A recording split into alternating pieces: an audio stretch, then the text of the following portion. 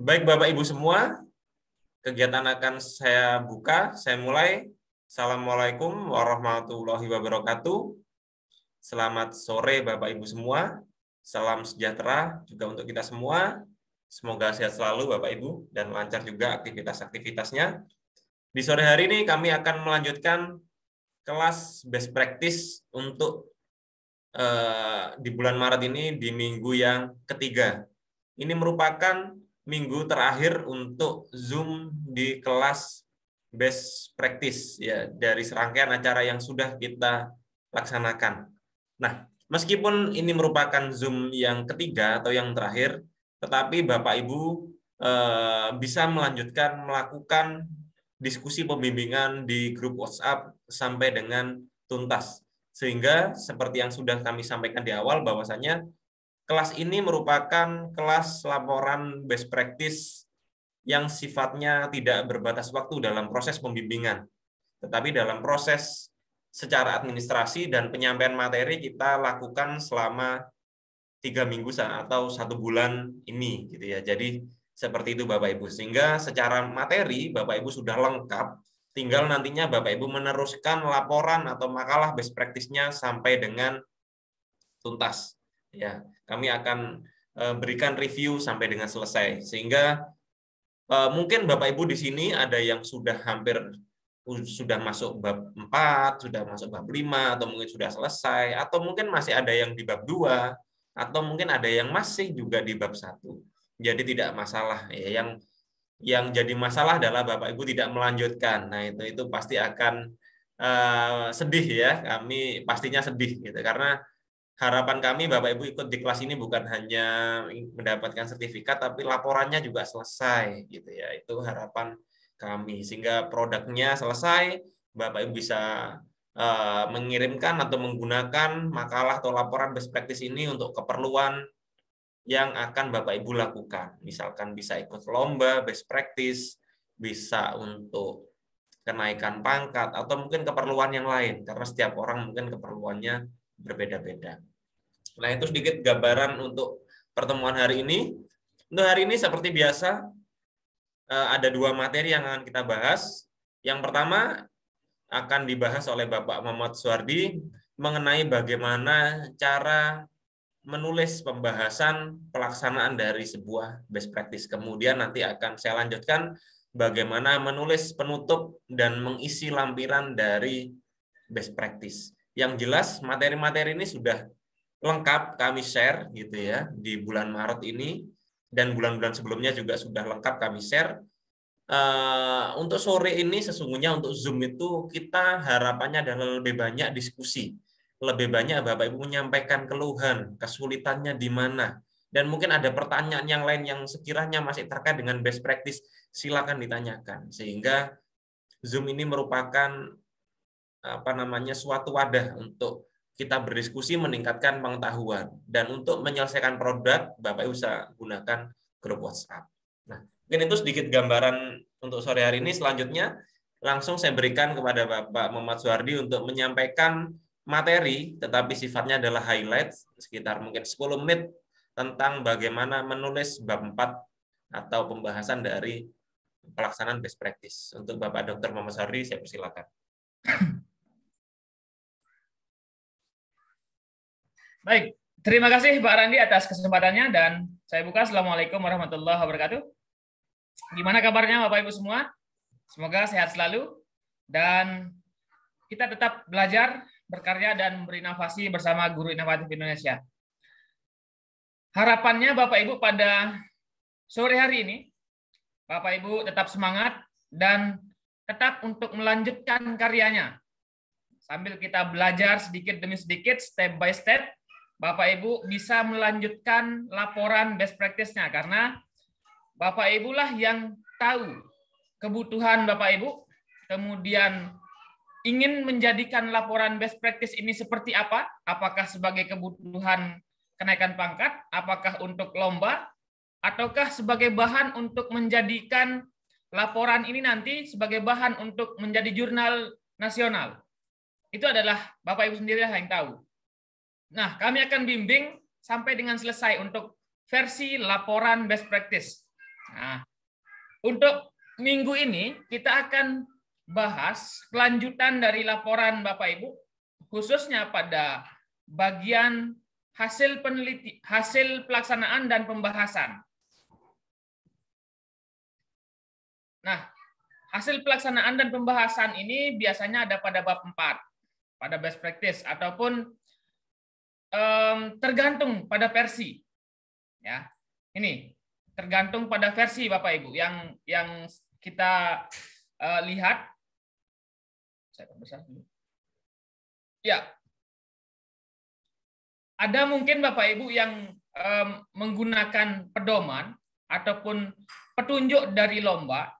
Kemudian ada juga yang menggunakan pedoman dari buku 4 untuk kenaikan pangkat. Itu sudah ada pedomannya.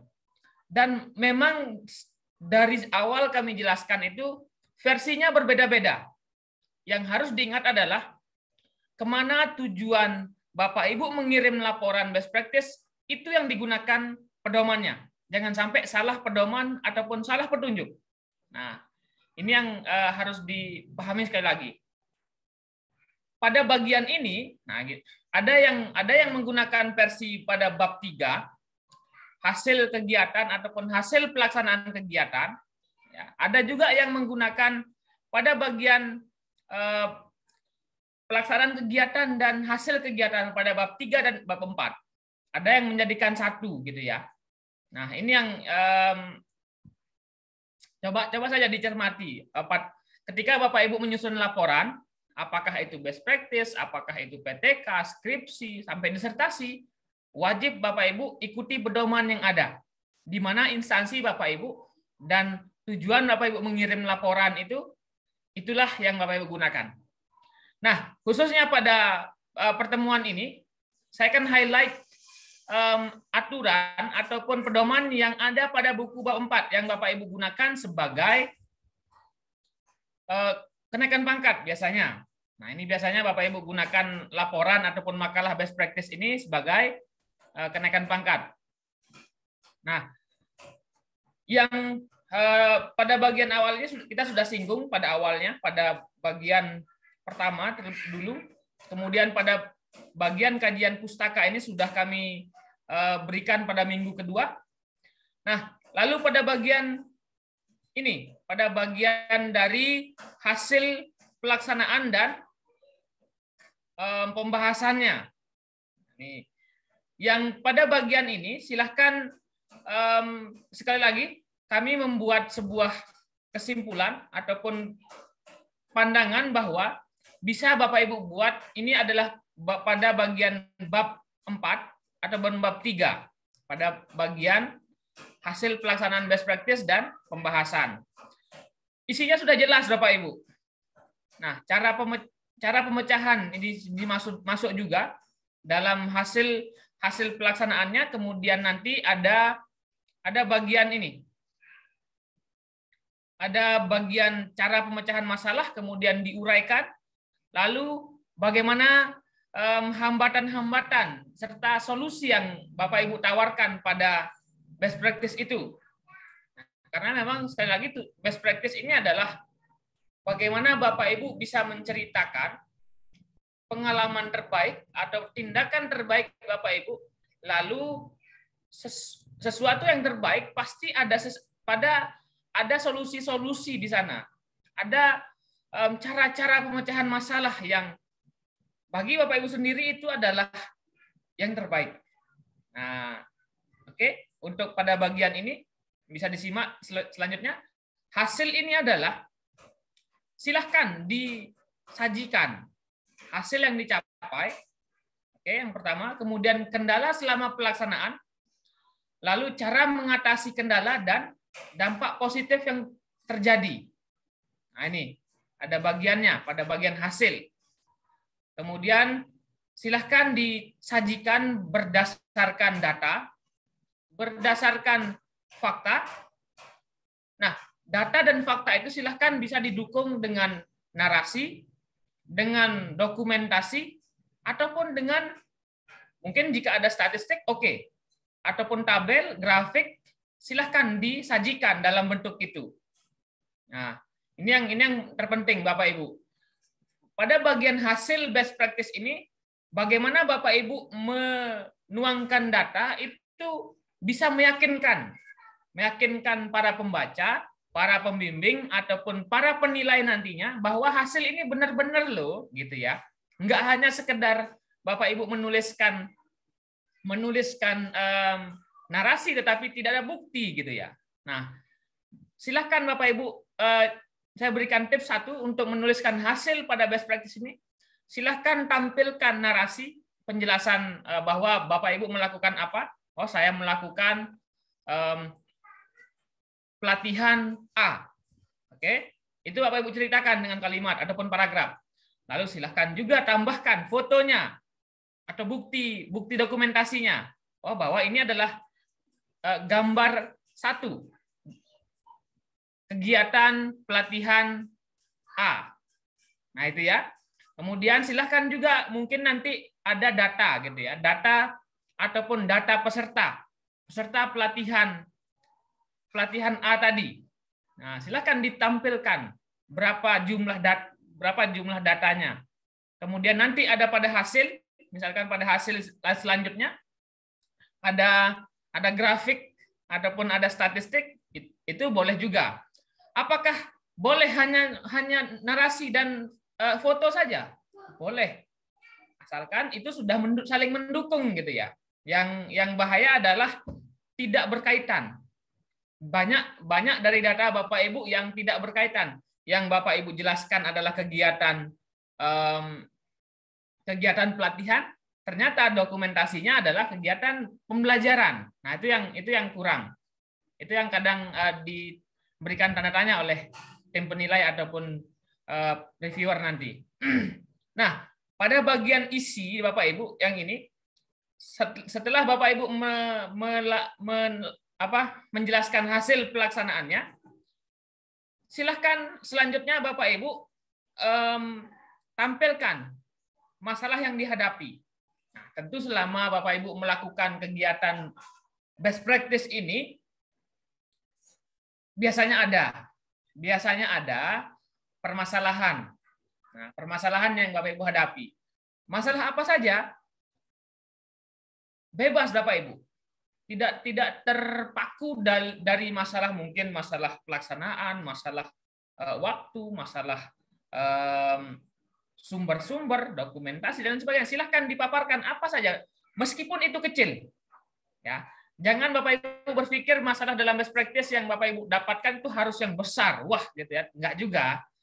Silakan mungkin dari sisi waktu mungkin ada jika Bapak bisa memaparkan masalah waktu mungkin kurang panjang ataupun kurang ini, silakan itu dipaparkan apa masalahnya. Lalu alternatif cara mengatasi permasalahan.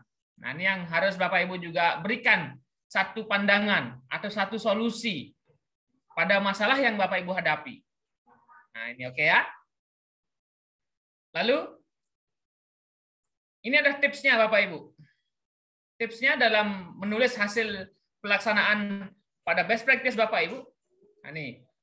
Yang pertama adalah uraikan hasil yang dicapai dalam pelaksanaan best practice yang sudah dilakukan.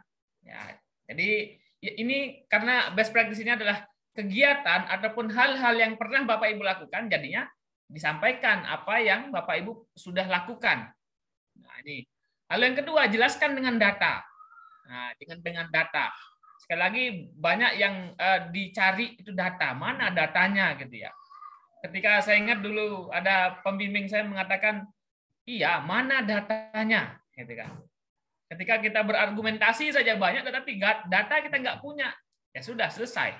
Tapi ketika kita bisa menyusun narasi dengan bagus, datanya ada, dokumentasinya ada, itu sudah sangat bagus sekali dan perfect kalau saya sebutkan. Apakah boleh hanya narasi dengan dokumentasi? Oke, seperti yang saya sebutkan tadi. Hasil yang disampaikan mudah dipahami. Nah, ini sekali lagi, laporan yang baik adalah laporan yang bisa dipahami. Apakah itu dari pembaca, penilai, ataupun orang lain nantinya yang membaca dari laporan Bapak Ibu. Jadi bisa Bapak Ibu sampaikan narasi terlebih dahulu, kemudian dokumentasinya, foto ataupun gambarnya. Selanjutnya silahkan kalau ada data statistik silahkan ditampilkan, mungkin statistik perkembangan pengetahuan setelah melakukan pelatihan. Boleh. Dan sangat bagus. Nah, oke ya. Kemudian masalah yang dihadapi, tipsnya adalah uraikan kendala ataupun problem. Nah, ini uraikan kendala ataupun problem yang dihadapi selama kegiatan.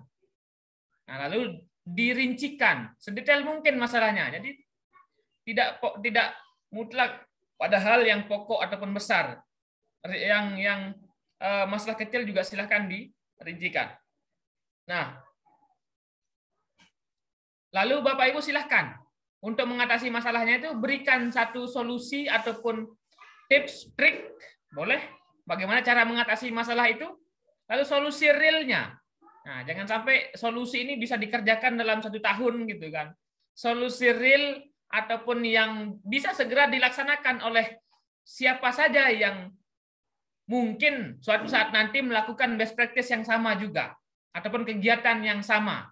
Nah, ini ada referensi untuk solusinya seperti ini. Itulah harapan best practice Bapak Ibu. Dan kita akan lebih banyak diskusi dan harapannya adalah Bapak Ibu bisa melanjutkan dan menuliskan pada bagian hasil pelaksanaan pada best practice Bapak Ibu semua. Itu materi ataupun highlight untuk sore hari ini. Saya kembalikan kepada Pak Randi. Silakan, Pak Randi.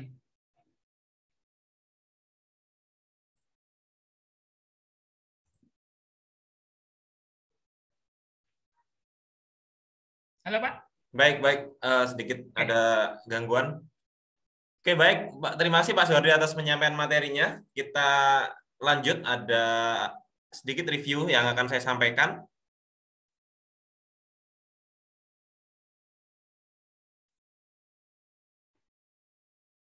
Baik Bapak Ibu, untuk berikutnya adalah review mengenai bab yang terakhir, yaitu bab penutup, daftar pustaka, dan lampiran. Ya, seperti yang kita sampaikan bahwasanya bab penutup ini merupakan bab terakhir gitu ya, bab terakhir. Jika Bapak Ibu menggunakan konsep 4 bab, maka bab penutup itu ada di bab 4. Jika pakai 5 bab, bab penutup itu ada di bab 5. Sekali lagi bahwasanya menggunakan 4 bab ataupun 5 bab itu tidak masalah kalau dalam best practice, karena memang ini bukan sebuah laporan penelitian, tapi makalah atau laporan kegiatan. Oke, kita bahas satu persatu. Nah, penutup, kalau di sini saya tulis bab 5, isinya adalah kesimpulan dan saran. Ada juga yang menuliskannya di bab 5 ini atau bab terakhir itu namanya kesimpulan dan saran gitu ya. Ada yang penutup gitu. Itu tidak masalah, hanya perbedaan nama. Nah, apa yang akan kita tuliskan pada kesimpulan dan saran? Pada kesimpulan, sesungguhnya hampir semua karya tulis ilmiah kesimpulannya sama, yaitu adalah menjawab sebuah rumusan masalah yang sudah kita rumuskan di awal. Atau bisa juga dikatakan sebuah rangkuman dari hasil ataupun proses yang sudah Bapak Ibu tulis dalam bab yang sudah disampaikan oleh Bapak Suhardi tadi.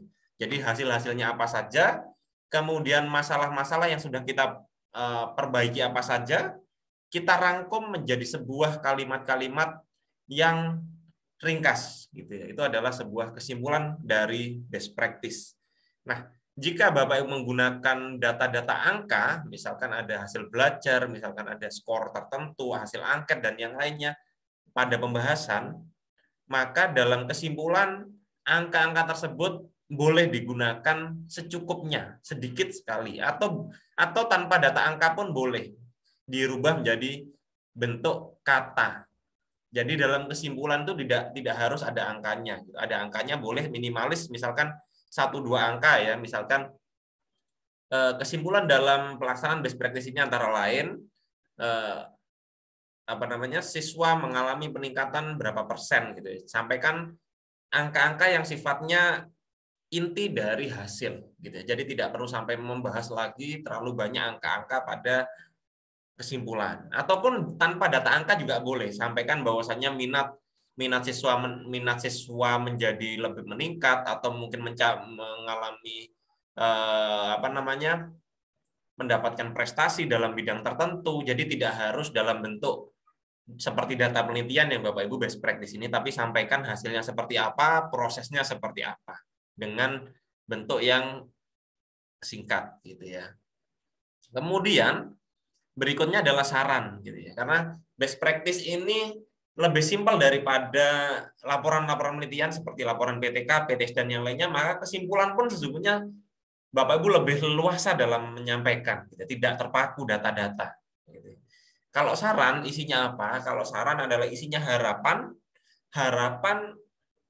yang tujuannya untuk memperbaiki makalah berikutnya, gitu ya. Mungkin di selama pelaksanaan Bapak Ibu mengalami kendala tertentu, sarankan, berikan saran ya agar pelaku atau mungkin pelaksana best practice berikutnya tidak mengalami mungkin kesalahan yang sama gitu, dengan saran seperti apa. Atau bisa juga Bapak Ibu berikan rekomendasi pelaksanaan berikutnya. Artinya misalkan Bapak Ibu melaksanakan dengan teknik ini. Nah, menurut Bapak Ibu, teknik apa yang sebaiknya dilakukan untuk pelaksanaan berikutnya? Saran itu bisa untuk orang lain, bisa juga untuk diri sendiri. Nah, itu adalah isi dari penutup. Simpel sekali kesimpulan dan saran. Bahkan ini kesimpulan dan saran boleh Bapak Ibu cukup 1 halaman boleh. Kesimpulan mungkin 2 atau 3 kalimat gitu ya. Kemudian atau 2 atau 3 poin boleh. Saran juga boleh dalam bentuk poin-poin. Saran dalam best practice ini antara saran rekomendasi untuk best practice ke depannya antara lain 1, 2, 3 itu juga boleh. Jadi cukup dibuat poin-poin saja boleh. Nah, kemudian daftar pustaka. Nah, ini saya ingatkan, mungkin kalau ada yang ikut beberapa kelas yang lain, ya hampir sama intinya. Daftar pustaka itu adalah semua buku atau tulisan ilmiah yang Bapak Ibu tulis pada halaman setelah bab terakhir. Isinya harus sinkron dengan yang ada di isi. Nah, ini yang seringkali salah satu faktor yang menggagalkan karya tulis ilmiah karena tidak sinkron, karena kesalahannya kasat mata. Ya. Bahkan orang yang tidak paham kontennya terlihat kalau isinya nggak sinkron, itu salah satunya dari daftar pustaka. Ya, termasuk saya selaku salah satu reviewer jurnal gitu ya, melihat karya orang lain. Saya lihat salah satunya daftar pustaka dulu. Meskipun misalkan yang saya lihat mungkin bukan bidang saya, tapi bisa tahu, oh ini nggak sinkron gitu ya. Yang dimaksud sinkron apa? Yang dimaksud sinkron adalah seperti ini. Ini kunci ya, salah satu kunci agar tidak menggagalkan karya tulis Bapak Ibu dalam semua jenis ya, baik laporan best practice, PTK, laporan ilmiah, karya tulis ilmiah, artikel dan yang lainnya sama tekniknya. Jangan sampai ada Bapak Ibu menulis Sumarjo dalam isi, Sumarjo 2015 dalam isi, contoh ini ya, contoh, tetapi dalam daftar pustaka tidak ada. Nah, ini pasti dipertanyakan dari mana ngambil Sumarjo. Nah, kemudian atau dibalik, di dalam isi baik bab 1 sampai dengan bab 5 tidak ada Sumarjo 2015, daftar pustaka ada, tiba-tiba muncul lah. Pertanyaannya yang mana Sumarjo ini yang dirujuk?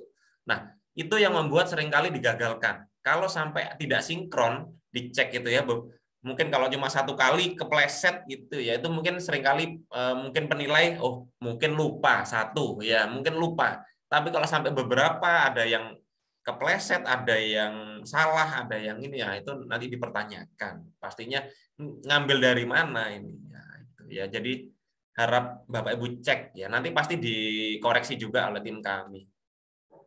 Kemudian ini tidak terlalu masalah, yang penting mengikuti aturan daftar pustaka yang benar. Cara nulisnya gimana gitu ya. Kalau buku bagaimana, misalkan nama, kemudian tahun, kemudian judul, kemudian kota, dan kemudian diikuti oleh nama penerbit. Nah, kalau jurnal bagaimana, kalau mengambil dari website resmi bagaimana, kalau mengambil dari ini bagaimana, itu silakan bisa Bapak Ibu pelajari, atau nanti kami akan berikan contoh-contohnya cara menulisnya. Itu sebenarnya hampir sama sih aturan-aturannya, baik bagi jurnal A ataupun lain, ataupun untuk kegiatan Untuk skripsi, untuk tesis yang lainnya sama. Tinggal kita ikuti yang mana gitu ya. Nah, dalam menuliskan daftar pustaka seperti ini, biasanya ada yang tanya, Pak, apakah boleh pakai aplikasi, pakai Mendeley gitu ya? Boleh. Tetapi kalau Bapak Ibu kesulitan, pakai manual saja. Ya, pakai manual agar cepat aja. Kan apalagi best practice ini mungkin kan tidak terlalu banyak referensi Bapak Ibu. Biasanya nulis daftar pustaka mungkin ya 10 aja sudah lumayan kok. Berbeda mungkin Bapak Ibu menulis laporan penelitian yang sifatnya mungkin harus banyak ya, bisa 20 rujukan dan yang lainnya. Kalau best practice mungkin 10 atau mungkin 15 itu sudah lumayan kok. Bab 2 mau diisi apa kan juga nggak bisa terlalu banyak gitu ya. Nah, itu silakan. Kalau semakin banyak bagaimana Pak? Pastinya dalam karya tulis ilmiah semakin banyak yang kita rujuk pastinya semakin baik. Jangan sampai karya tulis ilmiah kita hanya minim referensi, mungkin hanya 2 atau 3, itu nanti akan dipertanyakan keilmiahannya. Ya minimal mendekati 10 lah, kurang lebih 10 lah Bapak Ibu, itu saran dari kami. Ya. Di mana kita letakkan nanti, misalkan Bapak Ibu 10 di mana Pak? Ya bisa di bab 2 di kajian pustaka bisa. Beberapa masuk pendahuluan bisa. Beberapa juga mungkin akan dibahas pada bab 4 pembahasan juga bisa. Nah, itu kan sudah lumayan banyak ya, harusnya bisa lebih dari 10. Kalau di kajian pustaka mungkin ya 7 ke atas lah, 10, 7, 8, 9, 10 misalkan. Di pendahuluan kasih 3 misalkan. Ya di pembahasan mungkin 2 atau 3 itu kan sudah 15-an. Nah, ya jadi itu sudah saran harapan dari kami adalah seperti itu, minimal 10 untuk daftar pustaka agar keilmiahannya terus tetap terjaga. Oke, ini hanya contoh. Ini sebenarnya contoh untuk bab 2 kemarin atau bab 1 atau mungkin bab yang lainnya, jadi seringkali salah menulis. Sampai sekarang juga masih ada yang kami cek masih keliru gitu ya. Jadi kalau nulis dalam isi, andai kata namanya Ahmad Sumardi, maka nulisnya juga cukup nama terakhir saja, Sumardi. Ini yang benar menurut Sumardi. Ya, misalkan ini namanya Ahmad Sumardi. Nggak perlu titelnya juga nggak perlu ditulis, kemudian judul bukunya juga nggak perlu ditulis pada isi. Nah, tulis saja Sumardi 2015. Nah, itu untuk daftar pustaka. Dan yang terakhir adalah lampiran. Ya, lampiran apa yang diisi pada lampiran? Di sini tidak saya rinci lampirannya apa saja. Kenapa tidak saya isi? Karena yang pertama adalah salah satunya adalah yang ikut di kelas ini berbeda-beda jenisnya. Ada guru, ada kepala sekolah, ada mungkin dosen, ada widyaswara dan yang lain, pustakawan dan yang lainnya, itu yang pertama. Yang kedua adalah sekalipun sama-sama guru, hasilnya juga lampirannya tidak sama. Iya, karena itulah selalu saya sampaikan, lampiran best practice adalah semua dokumen yang dapat Bapak Ibu usahakan untuk diletakkan pada lampiran. Semua udah letakkan. Nah, apa itu? Nah, kalau Bapak Ibu best practice-nya adalah mengajar, maka jelas lampirannya RPP. Kenapa tidak saya tulis wajib ada RPP? Karena bukan PTK. Maka kalau memang mengajar ada RPP-nya, kalau Bapak Ibu best practice-nya tidak mengajar, contohnya guru, best practice-nya membimbing siswa olimpiade, kan itu tidak perlu ada RPP. Mungkin hanya menampilkan materinya, atau mungkin langkah-langkah seperti apa, ataupun soal-soalnya. Ya semualah kita, semua yang bisa Bapak Ibu usahakan untuk lampirkan, silakan dilampirkan. Nah, termasuk foto-foto, atau kalau pelaksananya online juga screenshot. Kalau mungkin ada daftar hadir silakan. Kalau ada tugas silakan ditampilkan. Semua pokoknya semakin banyak dokumen yang bisa Bapak Ibu lampirkan, maka itu membuat best practice Bapak Ibu semakin lebih bisa diterima oleh penilai. Kenapa? Karena lebih meyakinkan, oh iya, artinya best practice-nya benar-benar dilaksanakan. Nah, andai kata ada yang memang tidak bisa diusahakan, ya sudah tidak apa-apa Bapak Ibu. Jadi tidak perlu sampai terlalu dipaksakan gitu ya, sampai nggak nemu lampiran ini gitu ya. Ya enggak usah, enggak apa-apa gitu. Tapi kalau memang masih memungkinkan, bisa sebanyak mungkin lampirkan apapun itu. Ya, lampirkan apapun itu. Ya, mungkin itu sedikit review dari saya. Selanjutnya kita masih ada cukup waktu, bisa sampai 30 menit ya. Jika Bapak Ibu ingin bertanya secara langsung ya.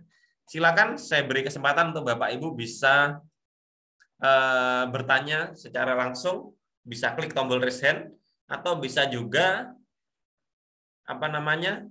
bisa tuliskan pertanyaan di kolom chat. Oke, sambil menunggu raise hand, saya jawab dulu pertanyaan yang di kolom chat ya. Yang pertama dari Ibu, sebentar, Bapak Oktabrianto. Selamat sore Pak, apakah BP bisa dimasukkan jurnal? Kalau bisa bagaimana prosesnya? Yang mungkin tadi sudah sedikit dijelaskan oleh Pak Suwardi, bahwasannya best practice itu bisa dijurnalkan, bisa. Ya. Dengan catatannya apa? Yang harus ditekankan adalah bukan laporan atau makalah best practice-nya yang dijurnalkan, tetapi artikel ilmiah hasil hasil perubahan sistematika dari laporan best practice diubah dulu oleh Bapak Ibu menjadi artikel best practice, kemudian bisa diupload pada jurnal-jurnal yang ingin Bapak Ibu tempat tuju. Gitu. Misalkan di jurnal kami boleh, di jurnal kampus tertentu boleh, silakan. Boleh, rata-rata boleh. Ya, silakan bisa dijurnalkan ya, menjadi artikel dulu. Kemudian pertanyaan berikutnya, silakan Bapak Ibu bisa bertanya di kolom chat kalau ada pertanyaan ya, atau bisa raise hand. Dari Ibu Ratna Dayita Prabawangi. Bagaimana menulis di kutipan misalkan pendapat A dalam buku B? Oke, saya contohkan. Boleh. Saya contohkan. Kita cari bukunya dulu ya, Bapak Ibu. Kita cari bukunya dulu. Bapak Ibu bisa, kalau cari buku bisa pakai trik yang saya lakukan, bisa pakai Google Book. Trik ini bukan hanya untuk best practice ya, bisa untuk buku, bisa untuk jurnal, bisa untuk apa, sama, karena sama-sama karya tulis ilmiah. Nah, bisa masuk Google Book atau books.google.com. Nah, Bapak Ibu bisa tulis kata kuncinya dulu. Mau nyari sumber referensi apa? Mungkin coba tulis di kolom chat Bapak Ibu. Coba saya nanti browsing cari referensi apa.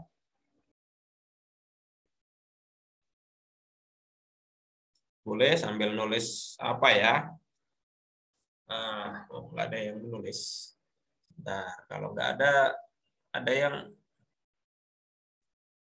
Oke, sambil tunggu pertanyaan, saya kasih contohnya dulu ya. Media pembelajaran. Kata kuncinya media pembelajaran. Oke. Media pembelajaran, saya buka salah satu, yang ini. Ya, coba kita lihat Bapak Ibu.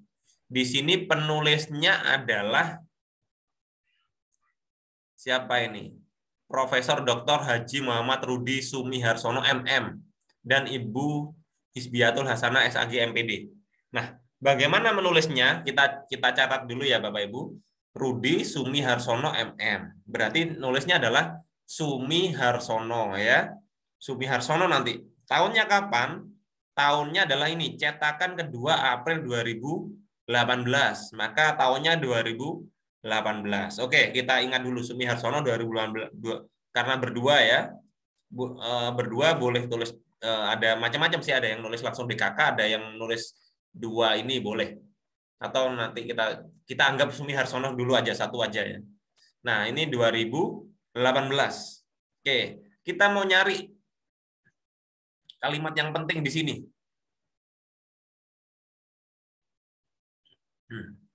Nah, ini ya. Nah, Bapak Ibu akan mengambil kalimatnya sebentar, yang media, mungkin yang media. Nah, cari media adalah di sini. Nah, ini boleh. Amir Hamzah. Iya. Kita ambil kata-katanya Amir Hamzah. Amir Hamzah mengatakan alat peraga pendidikan adalah alat-alat yang dapat dilihat dan didengar untuk membuat cara berkomunikasi menjadi efektif. Nah, jangan lupa kita boleh melakukan kutipan tidak langsung. Ya, boleh. Amir Hamzah 1981. Nah, kita menuliskannya ini agak keliru. Ini harusnya bukan Amir Hamzah tapi Hamzah. Ya, Hamzah saja. Oke, kita tulis bagaimana cara mengutipnya. Boleh. Kita buka Word. Cara ngutipnya adalah menurut Hamzah. Ya. Menurut Hamzah. Nah, kasih dalam kurung karena kita ambil bukunya dari bukunya Sumi Harsono. Maka menurut Hamzah dalam Sumi Harsono. Nah, kemudian tahun. Ini diisi tahun nanti. Nah, yang agar tidak salah persepsi bahwasannya tahun yang diambil yang mana, Pak? Tahun yang diambil bukan 1981 punyanya Ahmad Hamzah ini bukan, tetapi bukunya terbitnya kapan? Nah, misalkan ini cetakan kedua 2018. Maka gini ya, menurut Hamzah dalam Sumi Harsono 2018 gitu ya. Menyatakan bahwa alat peraga adalah semua instrumen yang bla bla bla bla gitu ya. Nah, jadi sangat mudah sekali Bapak Ibu. Nah, yang dalam daftar pustaka apa? Daftar pustakanya nanti ini isi ya, isi laporan ya. Terserah ditaruh di mana ini, isi laporan. Bapak Ibu nulis menurut Hamzah ini boleh tulis di bab 2, boleh bab mana, boleh. Nah, pada daftar pustaka bagaimana? Nah, ya kita tulis Sumi Harsono, koma. Tadi namanya siapa ya? Kita lihat dulu, kita lihat lagi. Sumi Harsono. Saya screenshot aja ya daripada lupa.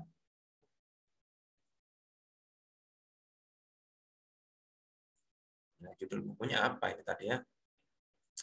Bentar. Sumihar, media pembelajaran ya, media pembelajaran.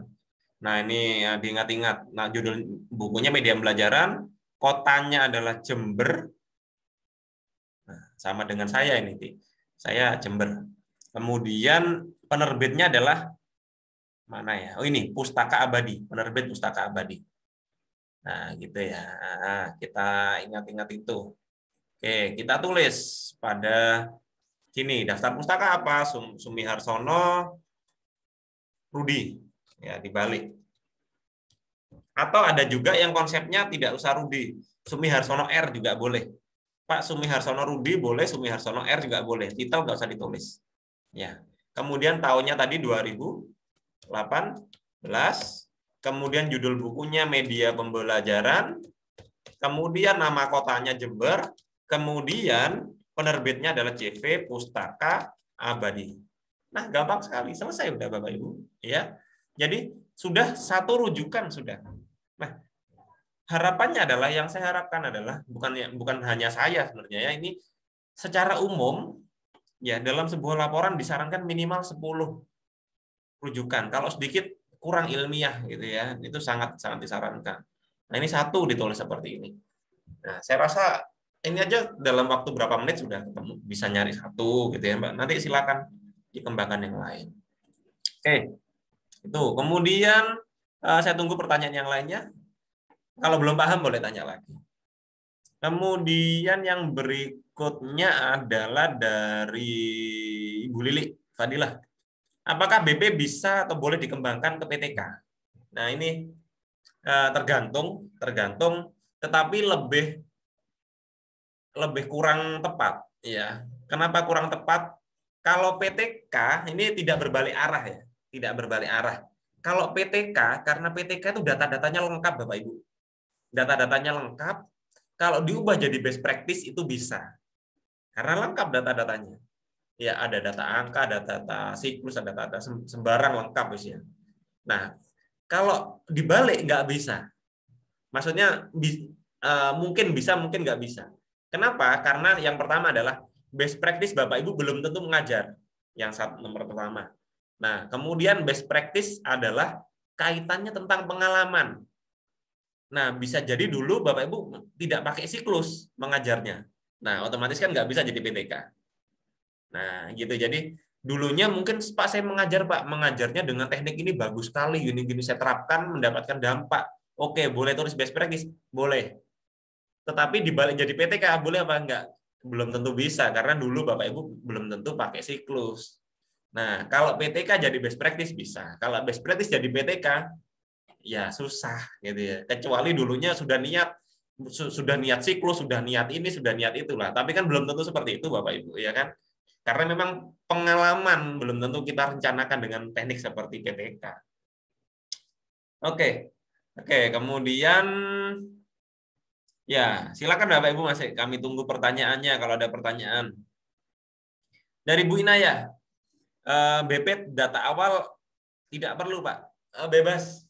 Best practice ini sangat bebas sekali. Jadi tidak perlu data awal. Artinya awal itu bukan data, tetapi lebih pada boleh ada data awal, menu penunjang boleh. Jikapun tidak ada, sampaikan secara deskripsi pada pendahuluan. Jadi kenapa Bapak Ibu ingin melakukan pelaksanaan itu? Alasannya apa? Deskripsikan saja boleh pada pendahuluan. Jadi semacam pretest gitu, Pak. Boleh. Andai kata Bapak Ibu sudah memang ada pretestnya, boleh ditampilkan. Kalau memang tidak ada pretestnya, Pak, saya dulu berdasarkan deskripsi kondisi seperti ini, Pak, maka langsung saya berikan tindakan.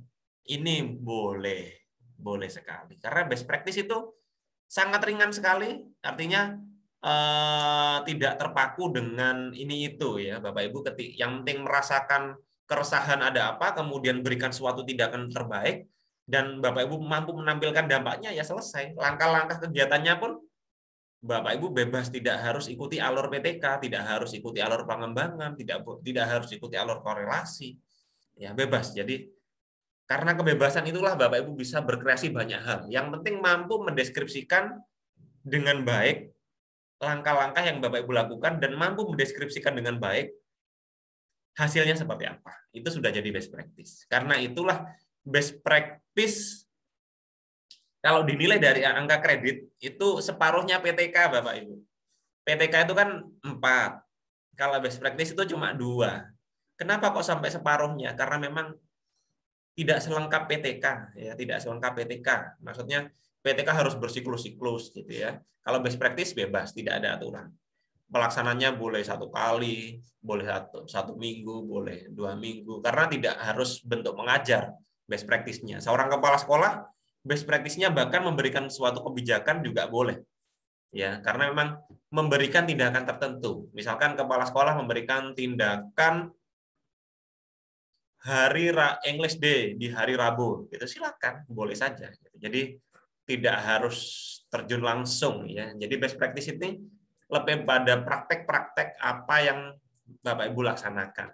Itu. Jadi oke, sambil menunggu Bapak Ibu yang lain, kami tunggu mungkin 5 menit lagi kalau tidak ada. Atau nanti kalau ada pertanyaan boleh juga tanya di grup WhatsApp gitu ya. Oke, sepertinya sudah tidak ada pertanyaan. Oke. Baik.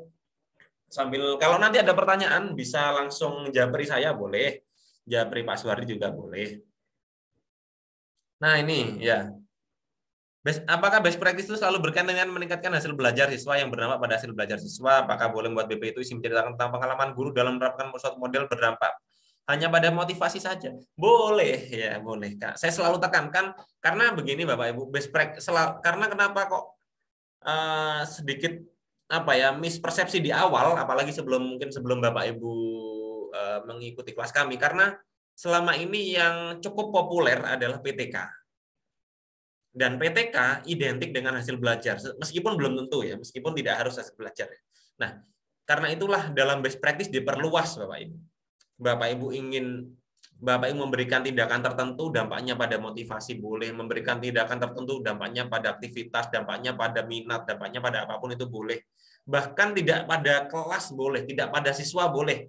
Dampaknya pada prestasi, Pak. Pada prestasi siswanya ikut olimpiade mendapatkan piala boleh.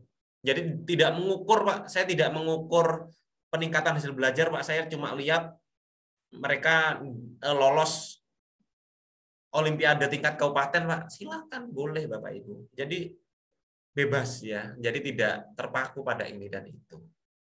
Oke. Kemudian dari Bu Inayah, apakah sertifikat pelatihan ini secara ini ya administrasi? menunggu BP-nya jadi atau tidak. Tidak, Bapak Ibu. Untuk sertifikat dan kelengkapan Bapak Ibu yang lain akan kami share insya Allah mulai pekan depan. Karena pekan ini kita masih menuntaskan minggu ketiga dari kelas-kelas yang kami adakan. Ada kelas best practice, kelas PTK, sampai dengan hari Jumat kelas buku ya. Jadi mungkin paling cepat hari Senin ya, paling cepat hari Senin. Ya pokoknya Senin, Selasa atau Rabu minggu depan kita akan share semua sertifikat, undangan, laporan, video, materi lengkap bisa Bapak Ibu download. Jadi tidak harus menunggu selesai. Yang jelas Bapak Ibu nggak perlu khawatir tentang administrasi. Kami selalu komitmen bahwasanya administrasi itu nomor 2 Bapak Ibu. Yang paling penting di kelas ini adalah Bapak Ibu semangat dalam menulis. Ya, karena saya paham Bapak Ibu sudah pusing di sekolah, pusing di tempat kerja tentang administrasi yang begitu rumitnya. Maka di kelas kami Bapak Ibu cuma fokus pada berkarya sudah. Administrasi biar tim kami yang urus. Mungkin itu dari saya. Pak Suwardi mungkin memberikan pesan penutup untuk kelas best practice ini. Ya. Oke, sudah dijawab semua ya. Silakan bagi Bapak Ibu semua yang ingin bertanya ataupun yang ingin konsultasi terkait dengan laporan best practice-nya, karena ini adalah pertemuan materi kita yang ketiga. Di minggu pertama kita sudah bahas judul, kemudian kita sudah bahas pendahuluan, kemudian minggu kedua kita sudah bahas kajian pustaka, dan minggu ketiga ini kita bahas hasil pelaksanaan best practice sampai dengan lampiran-lampiran. Nah, tentunya dalam proses itu harapannya adalah Bapak Ibu bisa menyelesaikan step by step. Karena bagi saya pribadi nggak mungkin satu laporan itu bisa selesai dalam 1 minggu. Jadinya Bapak Ibu harapannya juga Bapak Ibu bisa mencicil. Nah, jangan sampai best practice Bapak Ibu kebut dalam semalam. Nah, gitu ya. Dan untuk diketahui Bapak Ibu, sekali lagi, fokus di kelas kami itu adalah karya. Sekali lagi, fokus pada belajar dan karya. Ilmu dari menulis best practice ataupun ilmu menulis laporan best practice ini sudah kami berikan. Kemudian karya Bapak Ibu kami tunggu dan bisa kita selesaikan gitu ya. Kita step by step untuk diperbaiki dan direvisi sampai dengan tuntas dari judul sampai dengan lampiran. Nah, oleh karena itu Bapak Ibu silakan dibuat. Tidak perlu khawatir terkait dengan administratif. Kami jamin semua administratif itu lengkap di akhir bulan nantinya. Ya, minggu terakhir pada bulan Maret. Nah, sehingga Bapak Ibu fokus untuk membuat. Nah, jika memang sudah selesai membuatnya, gitu ya, nanti laporan best practice sangat banyak sekali Bapak Ibu bisa gunakan. Laporannya bisa jadi poin. Dari laporan Bapak Ibu bisa membuat jadi buku. Dari laporan Bapak Ibu bisa membuat sebuah artikel untuk masuk di jurnal. Dan banyak sekali lagi. Bisa dibuat menjadi artikel populer juga.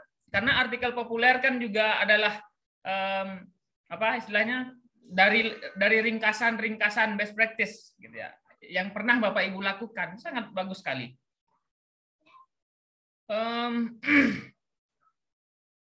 Boleh ya Pak langsung sekalian jadi 1 BP-nya. Jadi 1 apa gimana maksudnya nih Bu Nurul Azizah? Jadi 1. Nah, jika memang Bapak Ibu ingin langsung konsultasi dalam satu laporan, silahkan juga tidak step by step. Nah, memang di minggu ketiga ini dalam 1 laporan, ya silahkan Bu. Jika memang sudah jadi 1 laporannya, silahkan bisa dilempar di grup ataupun konsultasikan kepada admin. Nah, nanti akan dikoreksi secara menyeluruh dari judul sampai dengan lampiran.